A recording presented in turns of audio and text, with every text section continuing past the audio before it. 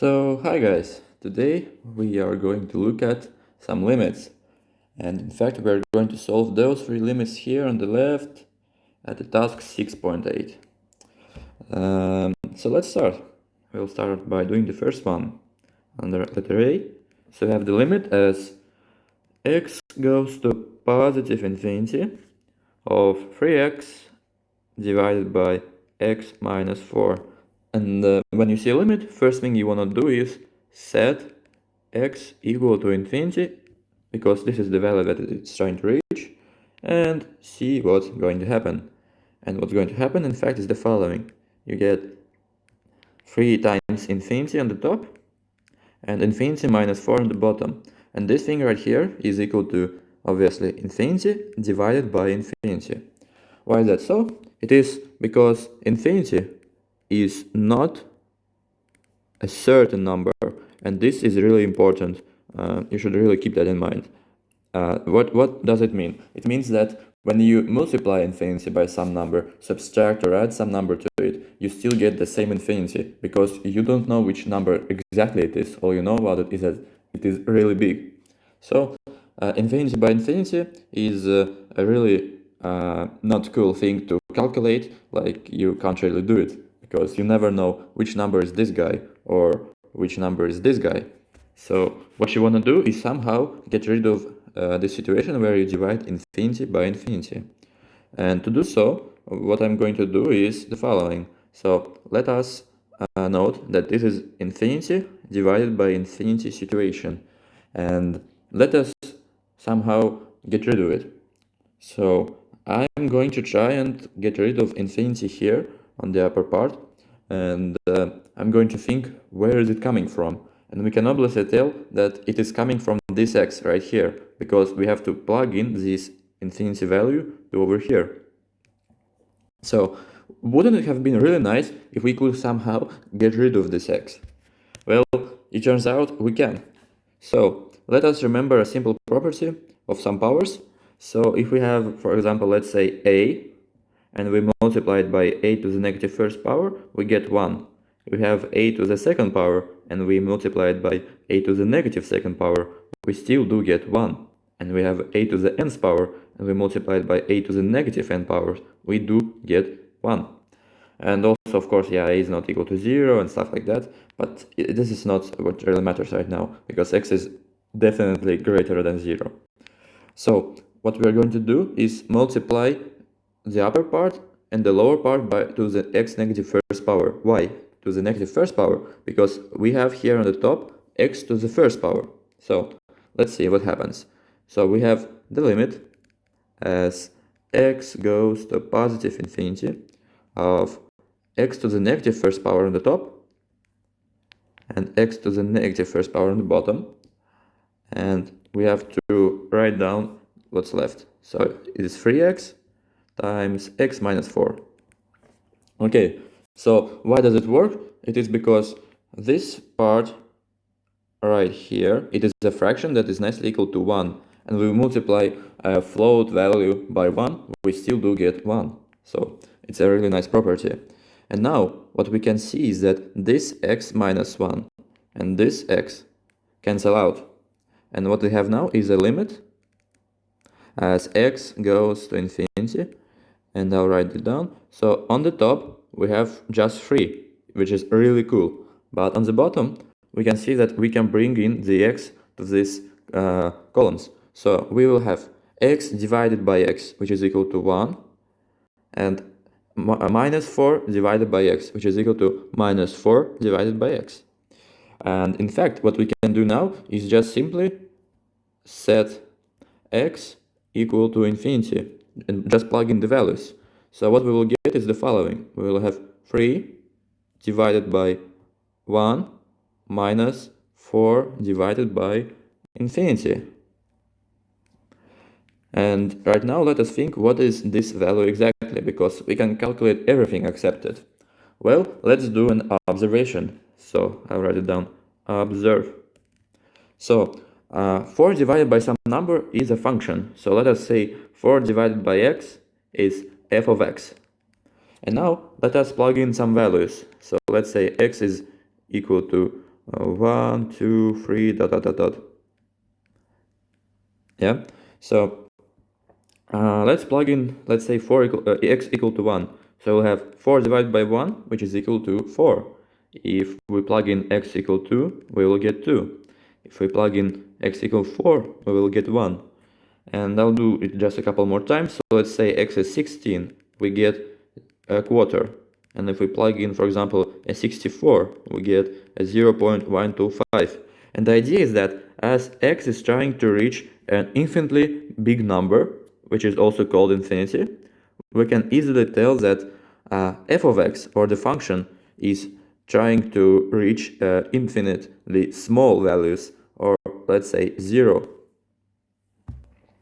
So now we can use this knowledge and plug in 0 as 4 divided by infinity.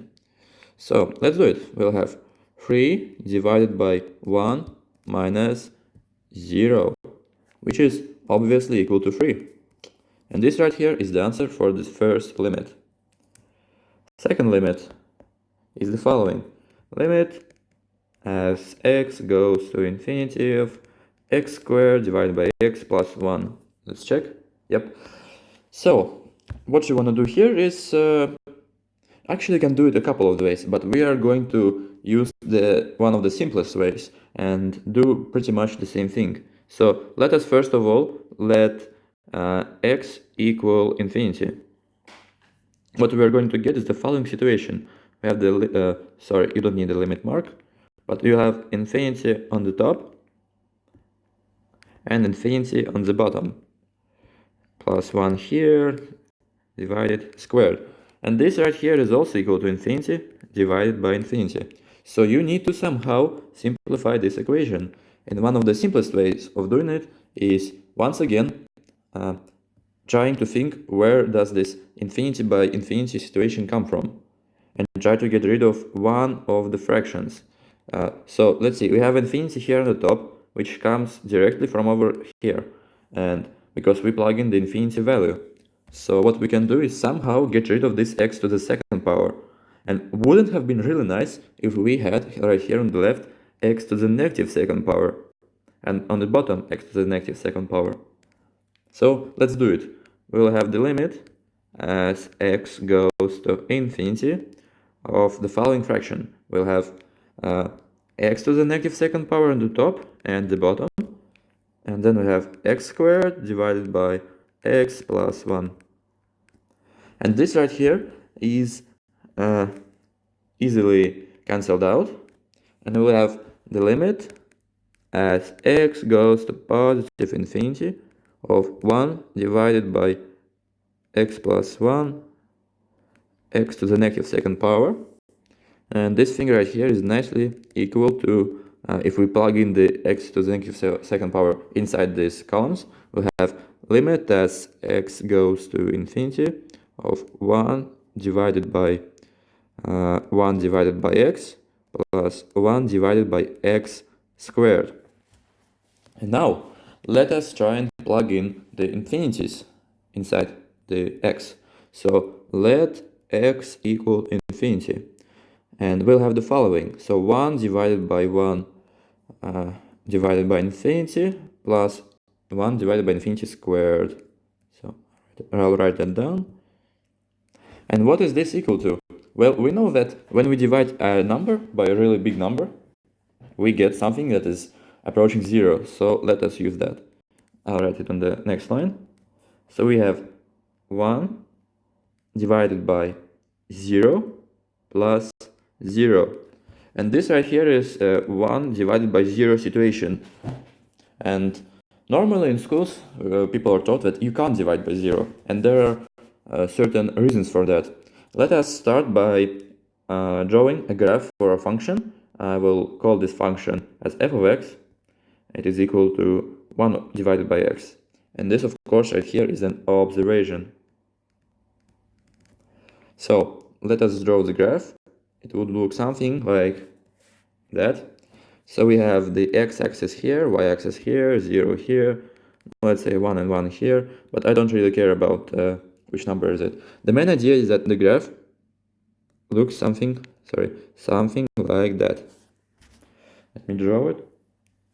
Really bad at drawing, but anyways, so when we have values that are, let's say, starting from here and going to the left, we can see that the graph is following this direction from the right to the left also. So let us say we have a small value that is a bit greater than 0, but really small. So let's say this right here coordinate is equal to, let's say, 0.000 ... 1. And what we can really tell now is that if we plug in a value that is even smaller than that, let's say it's somewhere over here, it is still greater than 0, let us call it A, but it is also smaller than 0.00 ... 1. So we can easily say that A is equal to, we can call this number a 0 plus. Generally, 0 plus means that you're trying to reach 0 from the positive direction, so from the right to the left. But you can also treat 0 plus as a number that is slightly higher than 0. The same idea follows for 0 minus. So you have, let's say, somewhere here you have the coordinate negative 0.000 ... 1. Here you have the 0, and A, or let's say B, is somewhere here. And you know that B is smaller than 0 because it's on the left, and it is also greater than negative 0.000 ... 1. So we can say that B is equal to 0 minus. And the way to treat it is you can either treat it as direction, so you try to reach 0 from the negative side or from the left, or you can also treat it as a really small negative number, so that only 0 is greater than it. So now, let us use this knowledge and think what happens. So let us come back to this thing right here. We can see that all those numbers here on the left, I will highlight them in the red, are positive. So what we are really trying to do is reach right here x going to positive infinity. So we can see that the values of x are really not trying to reach 0. They are really trying to reach 0 plus. And right now, if we plug in 0 plus right here instead of 0, in 0 plus is also treated as infinity. Like it is not a certain number, you never know which one. So 0 plus 0 plus is also equal to 0 plus. And this right here is nicely equal to positive infinity. And this is the solution for the second limit. Now, let us see the last limit, third one. So we have the limit of 2x squared plus 4, x squared minus x plus 1, as x goes to positive infinity. And first of all, let us try and plug in the value of x equal to infinity. So x equal to infinity. We will have the following situation. So 2 times infinity squared minus 4 divided by infinity squared minus infinity plus 1. And this right here is also equal to infinity. And on the bottom we will have some infinity minus infinity. And this right here even is a more tricky situation than I had before. So let us write it down as infinity divided by infinity, because we can't really solve it. But what we can do is once again think how can we get rid of one of those infinities? The easiest way is to get rid of the upper infinity, because it comes from here, because we plug in x equal to infinity to this x. So, wouldn't have been really nice if we could multiply the upper part and the lower part by x to the negative second power. So I'll write that down. So we still have the limit, limit as x goes to infinity. And on the right side, we have 2x squared plus 4 and x squared minus x plus 1. And once again, you can multiply it by x to the negative second power, because x is never 0, it is an infinitely large value. And 0 is obviously less than infinity. So let us plug in x to the negative second power to this fraction and to this fraction. Columns. So just we can get rid of those squares. So we have limit as x goes to infinity of the following fraction. So we have on the top we have 2 plus 4 divided by x squared, and on the bottom we have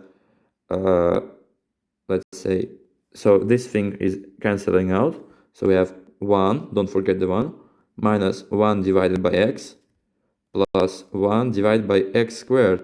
And what we can do now is set x equal to infinity and plug in the values. So we'll have 2 plus 4 divided by infinity, and on the bottom we'll have 1 minus 1 divided by infinity plus 1 divided by infinity squared. So as we already had this example, so 4 plus infinity is nicely equal to 0. This thing right here is also equal to 0, and 1 plus infinity, 1 divided by infinity squared is also equal to 0. So what we get is 2. And this right here is the solution for those three limits. So I hope you enjoyed. If you have some questions or examples of how we can solve those limits even easier, please let me know. So cheers!